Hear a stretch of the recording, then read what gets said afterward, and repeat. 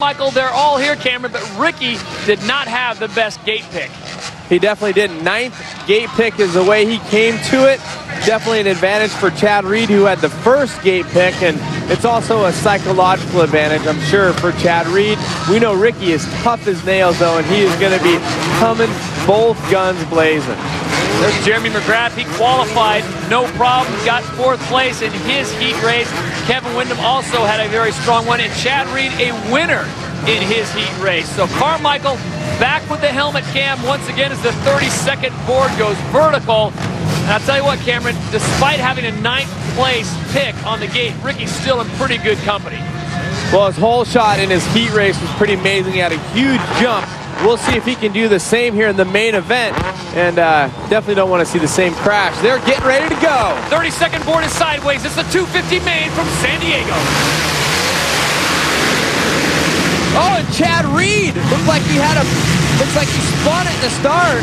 It's McGrath getting the whole shot out in front with Carmichael settling in his second place. Kevin Windham in third. Chad Reed, Cameron, you picked up on that. It looked like he slipped something. But it's McGrath and Carmichael. Oh, looking over at each other. Is this the official passing of the torch or what? Carmichael and McGrath, 1 and 2, 250 main from Qualcomm. And you see Ricky Carmichael grabbing that tear off. Now, if you're Ricky Carmichael, you certainly hope that's the last tear off you need to grab until you start catching lappers. And MC is brilliant with his lines and protecting his lines, but we'll see if he can keep the other riders at bay. He has had the speed this weekend, but Chad Reed is on fire right now. Here it is one more time. The Carmichael salute. Nice. Carmichael pointing over to the king. Nice camera work too, Ricky. He is out in front. McGrath sits in second place, and here comes Chad Reed. Wow. Making royalty of Supercross right there, Cameron. Darn straight.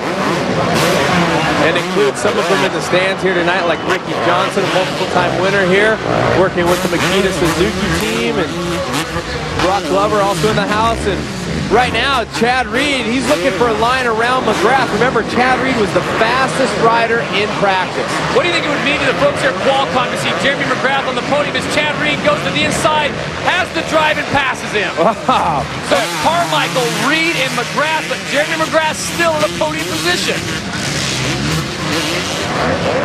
Well, they go absolutely bananas with McGrath on the microphone with the podium. We'll see if he can hold it together. He says he's been working on his trainer. Remember, he was sore. His ribs were sore from that crash at Anaheim 3. Didn't go to Indianapolis. Back here tonight, been looking quite good, and we'll see if he holds together for a podium. The real question is, Chad Reed and his speed, can he catch up with Ricky Carmichael?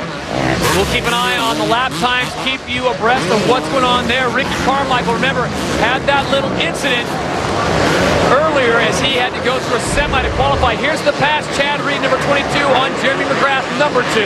Carrying the momentum, you see him skipping around. Look at that. Trying to scrub speed, but just flying farther than Jeremy, carrying the speed. Watch how much faster he's going when he goes off the jump. And you see him when he twists the bars and try to scrub it. Hooking up quicker. Chad Reed makes the pass. Now, Cameron, Chad Reed has to do a magnificent job, I would say a masterful job, of working his way up to Ricky Carmichael, who's now about 80 yards ahead of Chad Reed. And McGrath has some problems in the Cobra, David Villeman. These guys have done some battle over there. See, look at that.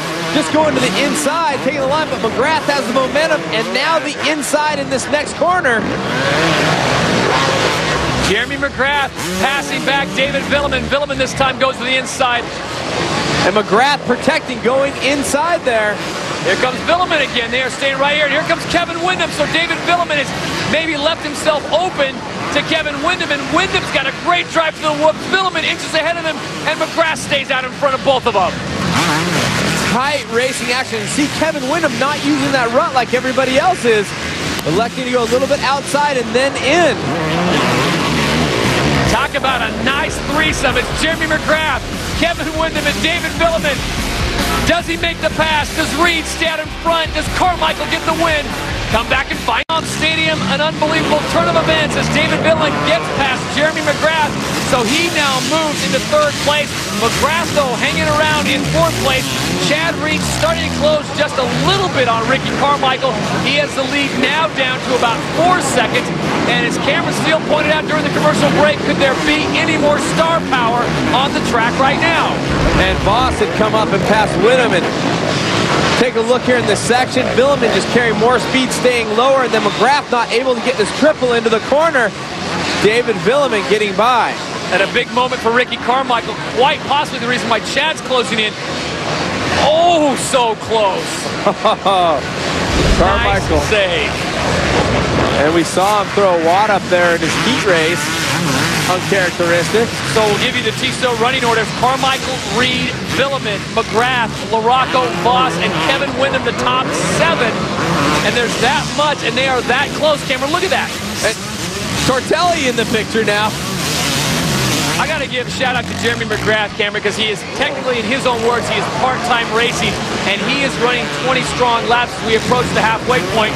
He's still running in the top 5 as Heath Voss shows him a little bit of tire, and he pays the price. Jeremy shuts him down, but Michael Byrne on the outside on the Kawasaki looking like he's going to make that pass.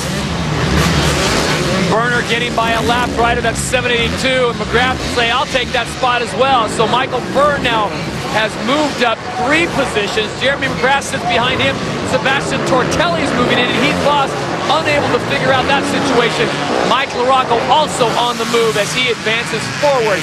As we go through one more time, it's Carmichael, Reed, David Billman now sits in 3rd, Mike LaRocco in 4th, and Jeremy McGrath in 5th, after he actually in 6th after he's dropped behind Michael Byrne. Lots of lap traffic for... Here comes Windham. Oh! McGrath sandwiched momentarily as Tortelli on the inside. Windham trying to get around him on the outside, and the crafty veteran says, I don't think so, boys. And yeah, Tortelli mistiming that rhythm section. Still able to get through that triple. I think a lot of guys have underestimated Jeremy, thinking that he's been out of the sport for 2 years. I'll be able to pass him for old time's sake. McGrath certainly still has something there. Oh, definitely. And as his training gets better and better and gets more adaptive, riding the 20 laps of the main event, right there, just not able to get that triple again. I'm not sure if it's the line he's choosing, but both times he was on the right line, and a rider on the left was able to get right by. Well, despite that little bobble for Ricky Carmichael, he turned the fastest lap thus far to 50.50. Reed posted a 50.53. As we go back and look at the start one more time, everyone else is 2 seconds off that pace. Ricky Carmichael right in the middle, but look at Jeremy sweeping to the outside. Unbelievable. Well, he knows his lines, he gets the whole shot. If he puts it all together, there's probably a podium finish in there somewhere for him. The guys have been tough tonight. A lot of people racing to the front, where sometimes we see people settling in. Tonight in that top 10, everybody's racing forward. Jeremy picking up the Butterfinger Crisp Pole Shot Award. Good for I'm sure a few pieces of Butterfinger Crisp candy and a little bit of cash as well. We are just so happy to have Jeremy McGrath out here racing once again. Jeremy sliding back just a little bit in the field, Cameron, and I think this is where, not being a full-time, he didn't go to Indy last week. I know he trained when he stayed at home, but not getting race laps may be hurting him.